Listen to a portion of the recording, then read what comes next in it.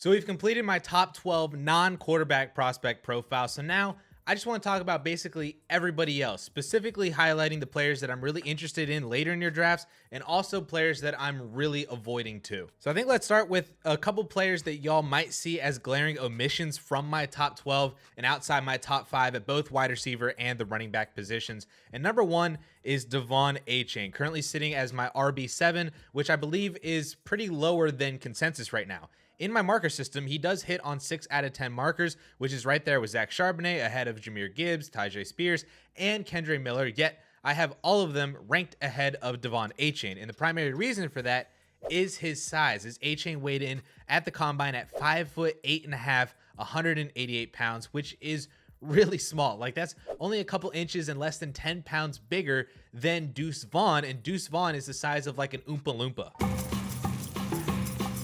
In my database since 2001, there have been 22 running backs drafted in the NFL that were under 195 pounds. And of those 22 backs, only 4 of them had a top 24 season at any point in their careers. And actually, Darren Sproles is the only of those 4 with multiple top 24 seasons. That's it. And the reason why, again, because of their size, is because the NFL typecast these kinds of players into very specific roles as third down specialists or return or special team specialists, both of which aren't good for fantasy unless they get massive receiving volume, which is exactly what happened for Darren Sproles, Dion Lewis, and Tariq Cohen. Justin Forsett, the 4th guy on this list to actually produce in the NFL for fantasy, is the only running back actually to ever truly get rushing volume, as he had 235 carries plus over 50 receptions in 2014 with Baltimore.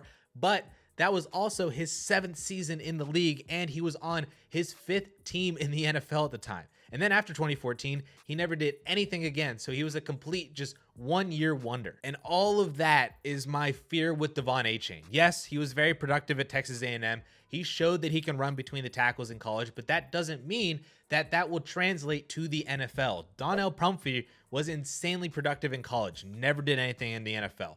Duke Johnson, hyper productive in college, and he was even bigger than Devon Achane, stereotyped into a third down role in the NFL. Same thing happened to Giovanni Bernard after his rookie year. Go back about a decade and you get LaMichael James, who literally rushed for over 5,000 yards and 53 touchdowns in 3 seasons at Oregon, drafted in the 2nd round, never did anything in the NFL. I get why some of you would have Achane as a top 5 running back in this class. His film is great. He has the speed, the acceleration, he has athleticism, the pass catching ability, and he'll probably be a 2nd or 3rd round pick on day 2, but I don't want him. I honestly wouldn't even be surprised if he falls to day 3 in the NFL draft, in which case I definitely don't want him unless he's like a 3rd round rookie pick, which he won't be. So Devon Achane is a massive fade for me this year. Sticking with running back, there are 2 other big names that I don't have in my top 5. And honestly, I don't even think that one of them makes my top 10, but it's Tank Bigsby and Zach Evans. Both players have very similar stories. They both profile more as 2 down backs, but they're both not really sized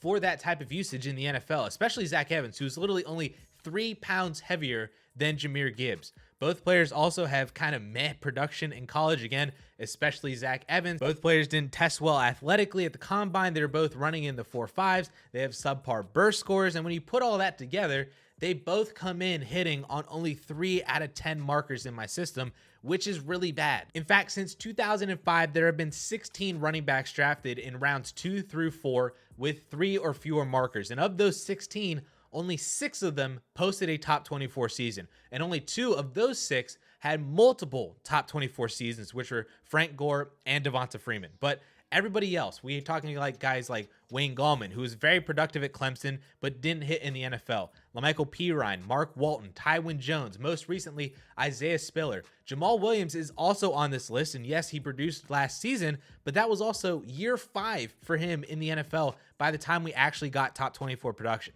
This is the company that Tank Bigsby and Zach Evans are in, and I don't like it for either one of them. And again, like Devon Achane, I wouldn't be surprised if one of them or even both of these running backs fall to day 3 in the NFL draft. And if they do, they're not worth a 2nd round rookie price tag to me. Let's move over to the wide receiver position here for some fades. And the big name that I left out of my top 5 is Jalin Hyatt, who Justin and I are both not really fans of, like, at all. And I think the worst part about Jalin Hyatt's profile is his complete lack of production his first 2 years of college, because he was behind Velus Jones and Cedric Tillman. Like, is that really the excuse here? Is that Velus Jones was the one holding Jalin Hyatt back? Really? Cedric Tillman, I get somewhat. I actually like Cedric Tillman a little bit, and I think that he's better than Jalin Hyatt, especially at cost. And I don't think that it's a coincidence that Jalin Hyatt had no production in 2021 when Cedric Tillman had his like huge monster breakout, and that 4 of Jalin Hyatt's worst games were in games that Cedric Tillman played in 2022. Alabama, Missouri, whatever the heck a Tennessee Martin is, those were 3 of Hyatt's best games last year, all of them without Cedric Tillman. I'm not buying it. I have never liked speedster receivers who have very limited route trees. They only ever do one thing, which is just run straight down the field. I have never liked those types of wide receivers. He is a much better NFL weapon than he is a fantasy football weapon because he can open up things for other aspects of an offense like running game, other receiving weapons in the short to intermediate range because Jalin Hyatt is drawing extra safety coverage to protect against that huge play. But that doesn't translate to fantasy points unless he actually becomes like a Deshaun Jackson kind of player, really diversifies his route tree and becomes more of a consistent option in an offense than just the home run threat. And I'm willing to bet against the fact that he becomes Deshaun Jackson and be wrong on him if he does hit. But while we're on the topic of just the wide receiver position in general, I'm just going to sum up the entire position this year by just saying I don't want any of them. They're not worth it to me in rookie drafts, especially in the early to mid second round. I know Justin loves Xavier Hutchinson. I know a lot of people on Twitter really love Marvin Mims and Jonathan Mingo. Plus there's other fun sleepers like Rashee Rice, Tank Dell, Jaden Reed, Trey Palmer, Kayshon Boutte is still out there as well. All of these guys are just a no for me. I don't want any of them. Receivers generally just are not worth 3rd and 4th round picks. Those are the rounds where I'm always taking running backs there. And then in this class, especially when the receivers aren't really good prospects and we have a really good tight end class, I would rather just take the shots on guys like Dalton Kincaid or Washington or Musgrave or Sam Laporta over the Marvin Mims and the Jonathan Mingos of this class because their upside, if they were to hit, I think has a much bigger impact on your actual dynasty roster than if one of those wide receivers hit. Like, what's a hit for Marvin Mims? A top 30 wide receiver? I guess that's cool, but I can get that in any rookie class if I want, or I can just trade for that one veteran that nobody really wants, but is going to produce the exact same. So these receivers just aren't worth it to me, and I'm fading every single one of them. But enough about the fades. Let's talk about the players that I'm actually interested in later in rookie drafts. And as I just mentioned, we'll start there. The tight end position has the potential to give us like a batch of guys who could all be top 10 at the position.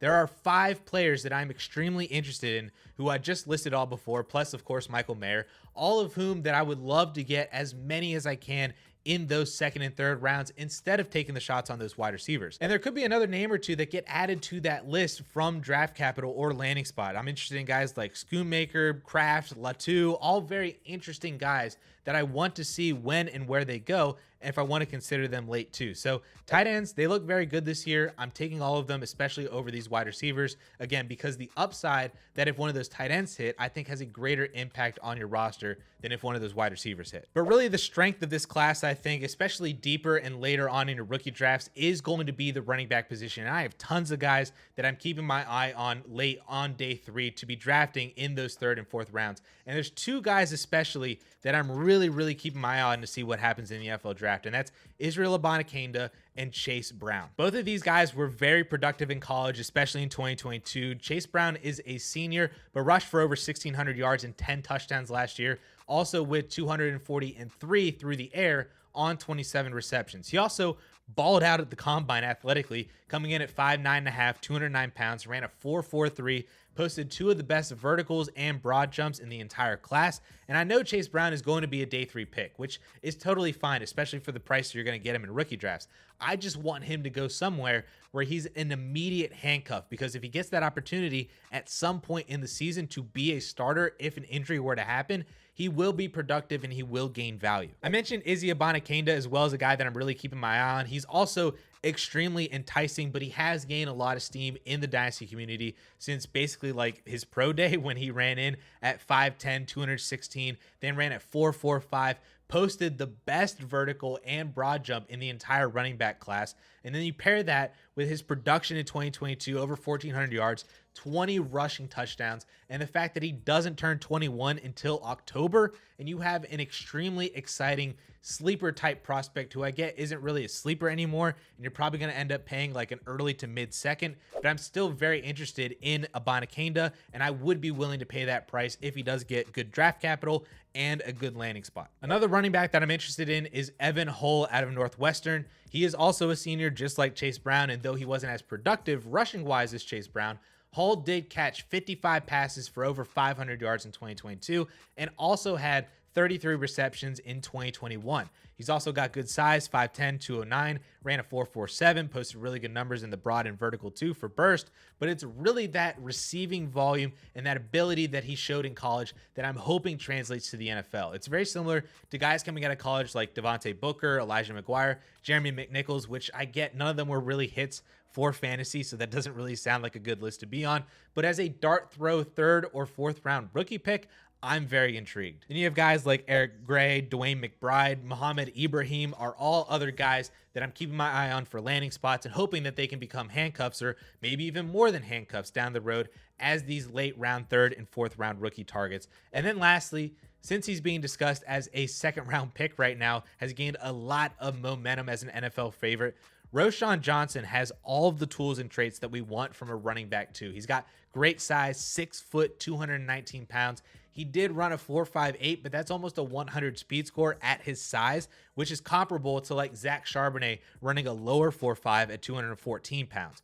Roschon, though, doesn't grade well at all in my markers. He actually only hits on 1 out of 10 markers, which is weight. So he does fall into that same bucket as Tank Bigsby and Zach Evans in terms of running backs under 3 markers and that really low success rate. However, when you play behind arguably the best running back prospect that we've seen in like how many years, obviously you're not going to produce. I actually think that you can argue that his production in the last 2 years behind Bijan Robinson was actually really, really good considering the fact that he was behind Bijan Robinson. Over 1,000 yards on under 200 carries, 11 total touchdowns, 14 receptions in 2022 as well, all while basically playing the like 30% role in a 70-30 split in that backfield. I think what the NFL sees in Roschon Johnson is a player who has a lot of tread left on the tires, is more than capable of leading a backfield with full volume, more capable than perhaps some other guys that we've talked about in this video. And to be honest, I don't really disagree. As I mentioned before, he's in the same bucket as Bigsby and Evans in terms of low success rate because he doesn't hit on a lot of markers. But one of the players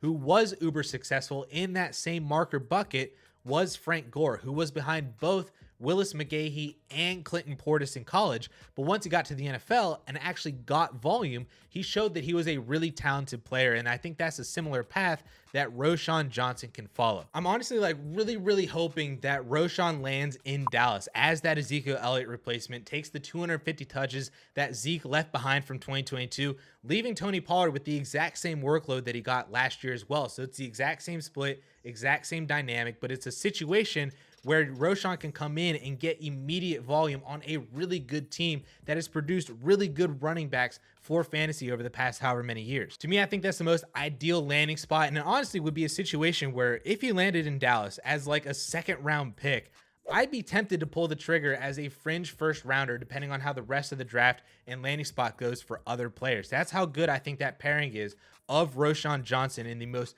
ideal landing spot, assuming that it's with good draft capital. But that's my view on the 2023 class after my top 12 and not including quarterbacks. I'm going to post another video on the quarterback position just entirely and how I'm going to be handling them in Superflex depending on how the draft actually goes. But if you missed my profile series, then you can start at the 1.01, work your way down from here, and you can start with that video right up here.